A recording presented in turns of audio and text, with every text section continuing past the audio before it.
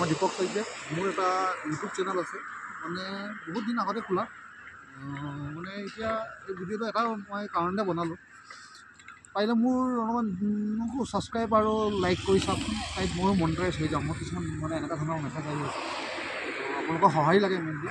অকণমান সহায় কৰিলে এইটো অলপমান লগৰবিলাকক কৈ পেলাই অলপমান ছাবস্ক্ৰাইব কৰাই দিয়ক পাৰিলে। মই আপোনালোকক মোৰ ইউটিউব চেনেলটো দীপক শইকীয়া বুলি আছে, মিউজিকেল ফ্ৰেণ্ডছ, আপোনালোকে চাৰ্চ কৰি চাব।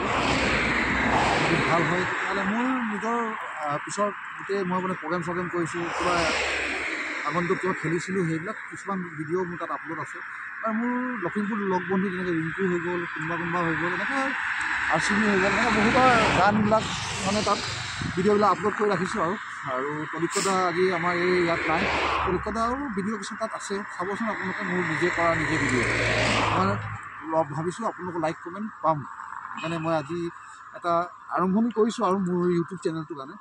আজি আমাৰ এটা প্ৰগ্ৰেম আছে, এতিয়া আলমা এটা অনুষ্ঠান পাতিছে লখিমপুৰ মিউজিক এছ'চিয়েশ্যনৰ কিবা হেৰিত। তো সঁহাৰি সেইটোতো বিচাৰিছোঁ।